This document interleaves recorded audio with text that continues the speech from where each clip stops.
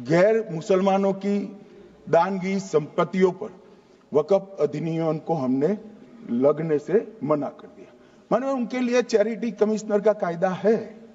ये प्रैक्टिसिंग इस्लाम, जो इस्लाम की प्रैक्टिस करते हैं, इसीलिए मान्यवर हमने ओवरराइडिंग इफेक्ट को भी समाप्त कर दिया। मान्यवर ये ट्रस्ट का नियमन करने का जो कानून होता है, जैसे चैरिटी कमिश्नर के कानून में कोई ओवरराइडिंग इफेक्ट नहीं है। जहां क्लासेस आते हैं वहां ओवरराइडिंग इफेक्ट होती है। यहां ओवरराइडिंग इफेक्ट इसलिए देगी कि आप जिसकी संपत्ति हड़पी जाएगी उसको कोर्ट से जाने से रोकना चाहते थे, इसलिए ओवरराइडिंग इफेक्ट जो हमने मान्यवर निकाल दिया है। मान्यवर एक ऐसी चर्चा लेकर आए कि चर्चा नहीं, मैं आपको बताना चाहता हूं 2013 में जो अमेंडमेंट बिल आया, जिसके कारण ये बिल लाना पड़ा, वो बिल में कुल मिलाकर 5.4 घंटे चर्चा हुई थी, 5.5 घंटे दोनों सदन मिलाकर। और इस बिल में दोनों सदन मिलाकर 16 घंटे चर्चा हो रही है मान्यवर, 16 घंटे। इसके अलावा हमने डिमांड किया समिति बनाओ, समिति भी बनाई, 38 मीटिंगें हुई, 113 घंटे चर्चा हुई, 284 हितधारक बनाए गए। वक्फ बोर्डों की संख्या जो उपस्थित वक्फ बोर्ड भी हुए राज्यों के 25 हुए, राज्य सरकार के प्रतिनिधि 15 राज्य सरकारों के आए, सांसद 8 हुए, विधायक विधान परिषद 7 हुए और अध्ययन दौरे 3 किए गए और अल्पसंख्यक आयोगों को भी 5 बुलाया गया। ये सबसे 92.68 लाख करीब 1 करोड़ सुझाव देश भर से ऑनलाइन आए। इसकी मीमांसा कर ये कानून बना है। आप ऐसे इसको खारिज नहीं कर सकते हो पूरी प्रक्रिया को। आप जो कर रहे हैं 5.5 घंटे की प्रक्रिया, ये बहुत लोकतांत्रिक प्रक्रिया है और हम 16 घंटे चर्चा करते हैं कि चर्चा आपके अनुरूप चर्चा नहीं हो सकती। ये सदन में हर सदस्य बोलने के लिए स्वतंत्र है, कोई परिवार की यहां चलती नहीं है। ये तो जनता के नुमाइंदे हैं, किसी की कृपा से नहीं आए हैं। मान्यवर वो जो दिल में है, जो जनता की आवाज है, वो रखेंगे। मान्यवर एक सदस्य द्वारा कहा गया कि ये मिसलीडिंग है कि पुराने कानून में 2013 के जो अमेंडमेंट्स थे उसमें अपील का प्रोविजन था। अब मैं कहना चाहता हूं 83(9) उसमें अधिकरण द्वारा किए गए किसी भी विनिश्चय का आदेश विरुद्ध, चाहे वो अंतरिम हो या फाइनल, इस पर अपील नहीं हो सकती। इसका मतलब अपील का प्रोविजन आपने रखा ही नहीं था। सिविल न्यायालय, राजस्व कोर्ट और अन्य प्राधिकरण उसके अधिकार क्षेत्र पर भी प्रतिबंध लगा दिएगा और सरकारी अधिसूचना जो बाद में वक्फ बोर्ड और वक्फ परिषद के एडवाइस से होगी, इसको भी कोई चुनौती नहीं दे सकता। मान्यवर मुझे ये बताओ कि अभी अभी फैशन है संविधान लहराने की, ये संविधान के हिसाब से सरकार का या किसी भी निजी संस्था का कोई भी फैसला मान्यवर कायदे की कोर्ट से बाहर कैसे हो सकता है? कोई भी फैसला हो, ये देश की अदालत वो फैसले तक रुचि नहीं रखेगी। नागरिक ग्रीवेंसेस लेकर कहां जाएंगे? जिसकी भूमि हड़प कर ली गई वो कहां जाएगा? ऐसा नहीं चलेगा। आपकी वोट बैंक के लिए आपने किया था, हम खारिज कर रहे हैं, हम खारिज कर रहे हैं। ऐसा नहीं चलेगा। अदालत में जाइए, जिसको ग्रीवेंसेस है आइदर और साइड से, और अदालत न्याय करेगी। न्याय के लिए तो अदालतें बनी है। और मान्यवर यहां एक सदस्य ने कह दिया माइनॉरिटी इस कानून को स्वीकार नहीं करेगी। क्या धमकाना चाहते हो भाई? संसद का कानून है, सबको स्वीकार करना पड़ेगा। स्वीकार नहीं करेंगे मतलब क्या है? कैसे बोल सकते हैं कोई? हम कानून को स्वीकार नहीं करेंगे। ये कानून भारत सरकार का है, हर एक पर बंधन करता होगा और इसको स्वीकार करना पड़ेगा। मान्यवर, ये हमने तो खैर वक्फ को छेड़खानी नहीं की, वक्फ बोर्ड और वक्फ परिषद के अंदर बदलाव किया है, मगर वक्फ के लिए भी क्या क्या जजमेंट आए। सैयद फजल पुकोया थंगल बनाम भारत संघ 10/11/28 को केरल उच्च न्यायालय ने उन्होंने कहा वक्फ बोर्ड एक स्टैट्यूटरी बॉडी है, यह मुस्लिम समुदाय का प्रतिनिधि निकाय नहीं है। इसका फंक्शनिंग मान्यवर एडमिनिस्ट्रेटिव है। धार्मिक क्रियाकलापों को तो वक्फ ने करना है, चाहे कब्रिस्तान हो, चाहे दरगाह हो, चाहे मस्जिद हो, चाहे चैरिटी का काम, वो वक्फ बोर्ड को नहीं करना है भाई। ये केरल हाईकोर्ट ने किया, इलाहाबाद हाईकोर्ट ने भी, उसने तो मुतवल्ली तक भी कहा है, मगर हम मुतवल्ली तो जो धर्म का है वही रखेंगे।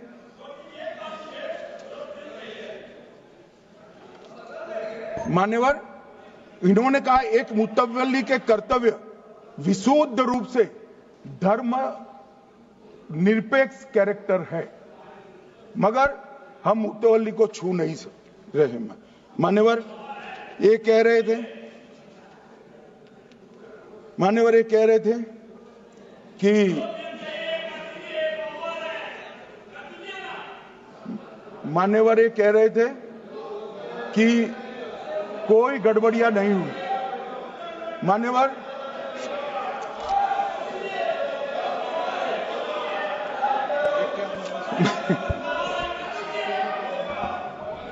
मान्यवर 2013 में अन्यायी कानून आया। भाई करने थोड़ा शांत हो जाइए। ये 26 के कारण डरे हुए और कुछ कारण नहीं। चुनाव जो है ना अक्टूबर में, 25 में जो चुनाव है इसके कारण डरे। मान्यवर भाई बैठ जाओ।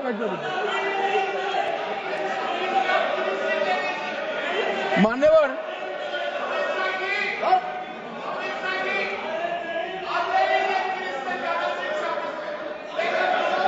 बैठ जाओ। बंगाल में आकर कहूंगा ये राजनीतिक हिसाब किताब का अखाड़ा नहीं है, छाती पर ठोक कर कहूंगा, ज्यादा सीधा है।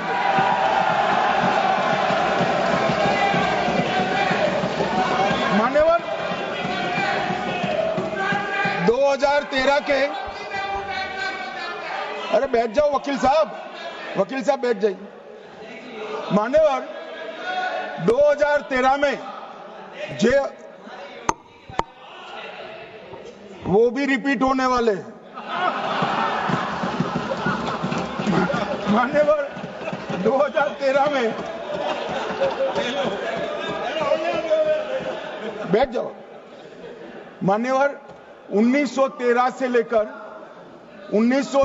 लेकर 2013 तक 1913 से 2013 तक वक्फ बोर्ड का कुल एकड़ में भूमि सब वक्फ का मिलाकर 18 लाख एकड़ था। मेरी विनंती है सभी सदस्य इसको ध्यान से सुनिए। 1913 से 2013 तक 18 लाख एकड़ और 13 से 25 तक एक कानून बनने का परिणाम क्या आया, और नई 21 लाख एकड़ भूमि बढ़ गई। अब मान्यवर 39 लाख एकड़ जो भूमि है उसमें 21 लाख एकड़ 13 के बाद है। अब ये कह रहे हैं कि इसका दुरुपयोग नहीं हो रहा है। मान्यवर, और लीज पर दी गई संपत्तियां 20,000 थी और 25 में रिकॉर्ड के हिसाब से, हो सकता है गलत भी हो सकता है, रिकॉर्ड्स के हिसाब से शून्य हो गई। तो मान्यवर संपत्तियां कहां गई? मान्यवर बेच दी गई। किसकी संपत्ति से, किसकी परमिशन से बेचा? मान्यवर मैंने पहले ही कह दिया कि केरल और देश भर के Catholic bishop council, Catholic bishop conference of India, Catholic Congress Kerala, भारतीय कैथोलिक धर्मगुरुओं की महासभा, केरल चर्चों की संयुक्त परिषद, कैथोलिक कांग्रेस केरला, ये सब ने इस बिल का समर्थन करा है और कहा है अन्यायी 2013 का सुधार। हम अकेले नहीं कह रहे मान्यवर। और मान्यवर, इसी एक्ट में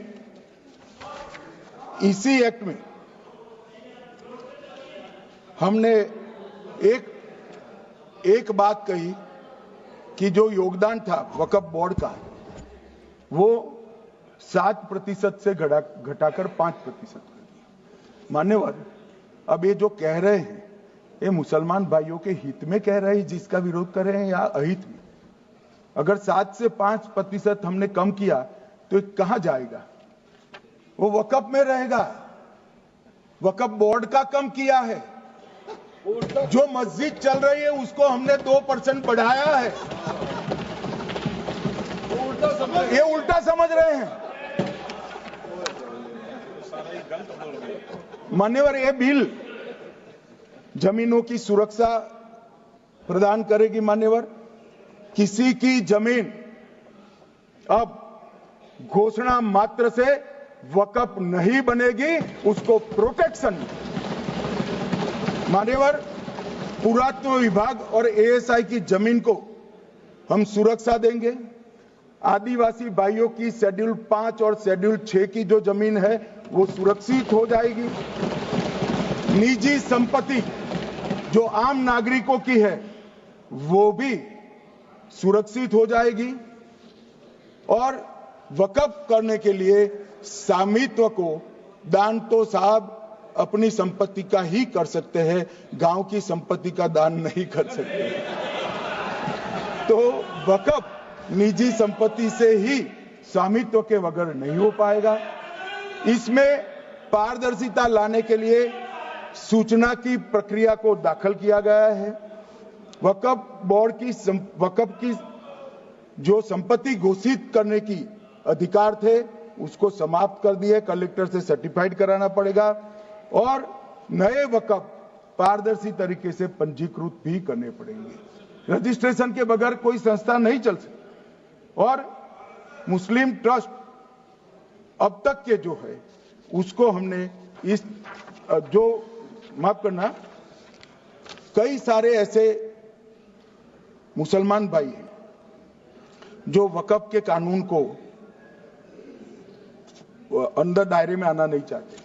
मुझे मिले थे वोरा समाज वाले, वोरा समाज है, अहमदिया है, कई सारे ऐसे समुदाय हैं, सिया भी है, पसमंदाओं के भी कुछ ट्रस्ट हैं। वो सभी को मैं एक आनंद का समाचार देना चाहता हूं, अब मुसलमान भी ट्रस्ट एक्ट के अंदर अपना ट्रस्ट रजिस्टर करा सकता है। इसके लिए कंपलसरी नहीं है कि वो वक्फ के कानून में भी जाए, चैरिटी कमिश्नर एक्ट के तहत वो करने वाला है। मान्यवर, भूमि के रिकॉर्ड का कार्यालय होगा, समाचार पत्र और क्षेत्रीय भाषाओं में इसकी एडवर्टाइज दी जाएगी। ढेर सारे प्रावधान मान्यवर इसके अंदर किए हैं। महिला, सिया, पसमंदा, वोरा, अहमदिया, उनका हमने समावेश किया ही है।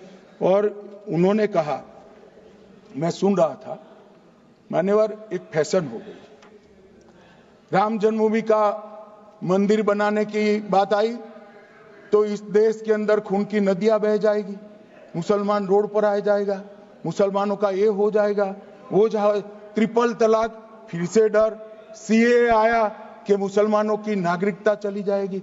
जिन जिन ने भाषण किया है, एक मुसलमान की नागरिकता गई है तो बता दो। मुसलमान भी जानता है।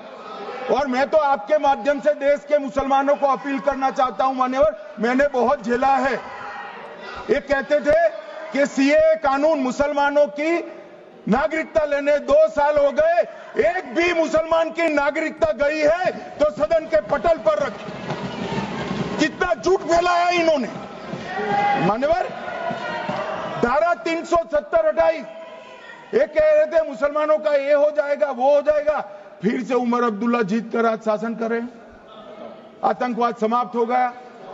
विकास शुरू हो गया, पर्यटन बढ़ गया। मान्यवर, एक कांग्रेस पार्टी और उसके साथियों ने मुसलमान भाइयों को डरा डरा कर अपनी वोट बैंक खड़ी करने का काम किया। हम नहीं डरा रहे मुसलमानों को, आप डरा रहे हो भाई। आप कह रहे हो ये हो जाएगा। मैं कहता हूं इस देश के नागरिक को किसी भी धर्म का हो कोई आंच नहीं आएगी। मान्यवर, ये नरेंद्र मोदी सरकार का सरकार। मान्यवर,